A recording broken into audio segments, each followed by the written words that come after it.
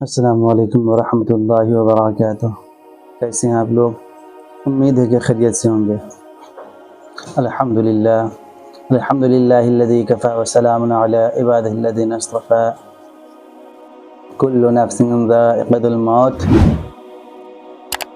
اللہ تعالی ارشاد فرماتا ہے کہ ہر جاندار کو موت کا مزہ چکھنا ہے۔ شاعر کہتا ہے گلستاں باقی رہے گا نہ چمن رہ جائے گا، گلستاں باقی رہے گا نہ چمن رہ جائے گا، ایک رسول اللہ کا دین حسن رہ جائے گا۔ ہم سفیروں باغ میں ہیں کوئی دل کے چہچہے، ہم سفیروں باغ میں ہیں کوئی دن کے چہچہے، بلبلیں اڑ جائیں گی سونا چمن رہ جائے گا۔ اتلسو کم خواب کے کپڑوں پہ نازا کیوں تو ہے، اتلسو کم خواب کے کپڑوں پہ نازا کیوں تو ہے، اس تنے بے جان پر خالی کفن رہ جائے گا، اس تنے بے جان پر خالی کفن رہ جائے گا۔ برادران اسلام، ہر انسان خواہ کسی دین و مذہب کا معتقد ہو یا نہ ہو، مگر بہرحال اس کو یہ ماننا ہی پڑتا ہے اور مانتا بھی ہے کہ موت برحق ہے اور ایک نہ ایک دن مرنا ضروری اور یقینی ہے۔ یہی خداوند قدوس جل جلالہ کا فرمان ہے کہ کل نفس ذائقۃ الموت، ہر جاندار جس نے زندگی کا میٹھا شربت پیا ہے اس کو ایک نہ ایک دن موت کا کڑوا کڑوا گھونٹ بھی پینا پڑے گا، اس کو ایک نہ ایک دن موت کا کڑوا گھونٹ بھی پینا پڑے گا۔ اسی لیے شاعر کیا ہی خوب کہتا ہے لنا ملک ینادی کل یوم لدو للموت وابنو للخراب، یعنی روزانہ ہمیں ایک فرشتہ پکار پکار کر یہ اعلان سناتا ہے کہ دنیا والو سن لو، اس دنیا میں ہر انسان اسی لیے پیدا ہوا ہے، اس دنیا میں ہر بچہ اسی لیے پیدا ہوتا ہے کہ اس کو ایک نہ ایک دن مر جانا ہے، اور ہر گھر اس لیے بنتا ہے کہ اس کو ایک نہ ایک دن گر جانا ہے، یعنی ہر بچہ مرنے کے لیے پیدا ہوتا ہے اور ہر گھر گرنے کے لیے بنایا جاتا ہے۔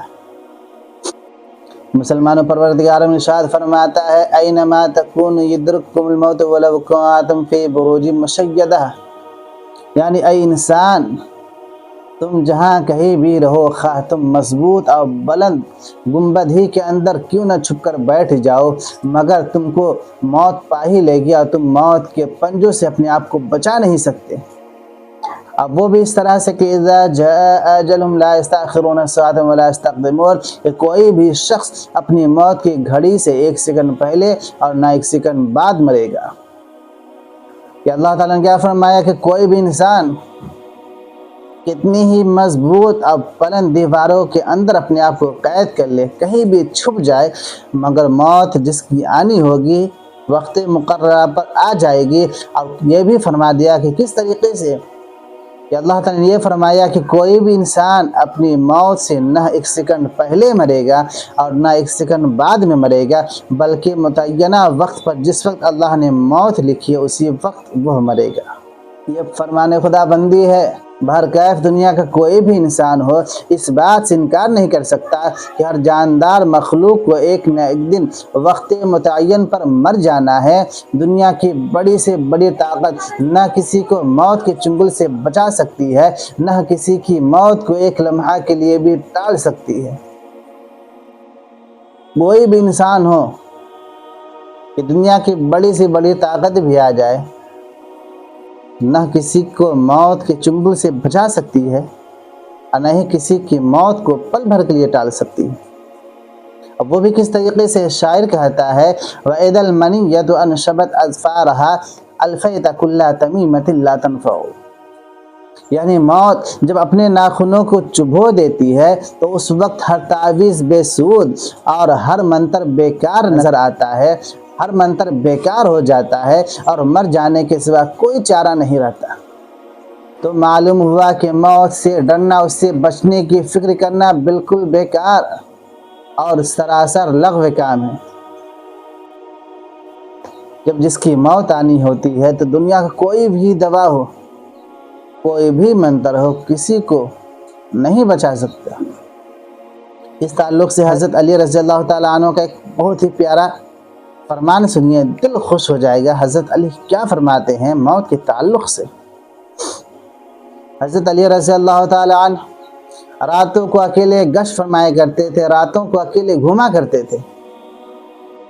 یہ دیکھ کر کسی محب نے عرض کیا، کسی چاہنے والے نے عرض کیا، اے امیر المؤمنین، آپ کسی محافظ کو اپنے ہمراہ رکھا کریں، اپنے ساتھ لے کر گھوما کریں، تنہا نہ گشت فرمایا کیجئے۔ تو آپ نے نہایت سنجیدگی کے ساتھ یہ ارشاد فرمایا کہ انسان کی موت ہی خود بہترین محافظ ہے، وہ انسان کو اس کی موت سے پہلے مرنے ہی نہیں دے گی، لہٰذا جب میری موت ہی میری محافظ ہے تو پھر مجھے کسی دوسری محافظ کی ضرورت ہی نہیں۔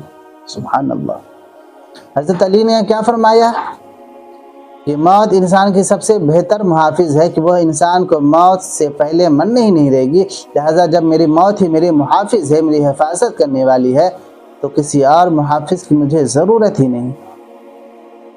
محترم حضرات، اس دنیا میں مرتے تو سب ہیں، مگر جس طرح اس دنیا میں ہر انسان کی زندگی یکساں اور برابر نہیں ہوتی، ٹھیک اسی طرح ہر انسان کی موت بھی یکساں اور برابر نہیں ہوتی۔ جس طرح کسی کی زندگی اچھی اور کسی کی زندگی بری ہوتی ہے، ٹھیک اسی طرح کسی کی موت اچھی اور کسی کی موت بری ہوتی ہے۔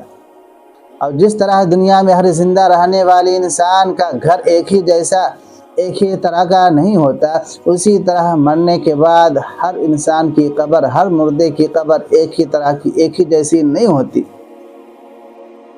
جس طرح زندگی میں کسی کا گھر اچھا کسی کا گھر برا ہوتا ہے، ٹھیک اسی طریقے سے مرنے کے بعد کسی کی قبر اچھی اور کسی کی قبر بری ہوا کرتی ہے۔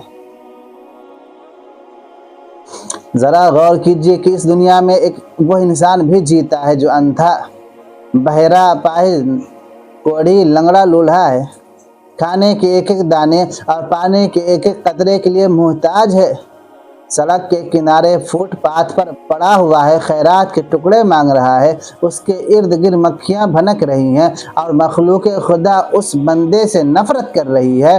اور اسی دنیا میں ایک ایسا شخص بھی جیتا ہے جو حسن و جمال اور ملک و مال کی دولتوں سے مالا مال ہے، تخت و تاج کا مالک ہے، نامی گرامی بادشاہ ہے، جس کے ایک اشارے پر ہزاروں کا لشکر جرار اپنا سر کٹانے کے لیے تیار ہے۔ مسلمانوں دیکھ لو، اسی دنیا میں یہ دونوں جیتے ہیں، مگر کون کہہ سکتا ہے کہ دونوں کی زندگی یکساں اور برابر ہے؟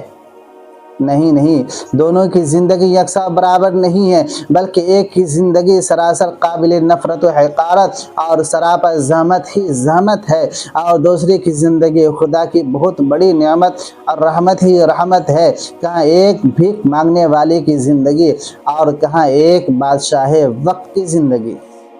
ٹھیک اسی طرح مرتے تو سب ہیں، مگر ہر مرنے والے کی موت یکساں برابر نہیں، کسی کی موت اچھی ہوتی ہے، کسی کی موت بری ہوتی ہے، کسی کی موت اللہ کی بہت بڑی نعمت ہے، خدا کی رحمت ہے، اور کسی کی موت قابل نفرت و حقارت اور خدا کی لعنت ہے۔ اسی طرح سمجھ لیجئے کہ ایک کافر یا فاسق بدکار کی قبر اور ایک ولی کی قبر، نیکوکار کی قبر، دونوں یکساں برابر نہیں ہو سکتا، بلکہ یقیناً ان دونوں کی قبروں کے درمیان اتنا فرق ہے جتنا کہ زمین و آسمان کے درمیان فرق ہے۔ میرے بزرگار دوستو، یہی وہ مضمون ہے جس کو حضور علیہ السلام نے ارشاد فرمایا ہے کہ القبور روضۃ من ریاض الجنہ او حفرۃ من حفر الناس، یعنی کسی کی قبر جنت کے باغیچوں میں سے ایک باغ ہے اور کسی کی قبر جہنم کے گڈھوں میں سے ایک گڈھا ہے۔ اللہ کے نبی نے کیا فرمایا کہ کسی کی قبر جنت کے باغیچوں میں سے ایک باغ ہے، ایک باغیچہ ہے، اور کسی کی قبر جہنم کے گڈھوں میں سے ایک گڈھا ہے۔ کہاں جنت کا باغیچہ، جنت کا باغ، اور کہاں جہنم کا گڈھا۔ اللہ تبارک و تعالیٰ سے دعا ہے کہ اللہ تبارک و تعالیٰ ہم تمام مسلمانوں کو قبر کی تیاری کرنے کی توفیق عطا فرمائے۔ وآخر دعوانا ان الحمد للہ رب العالمین۔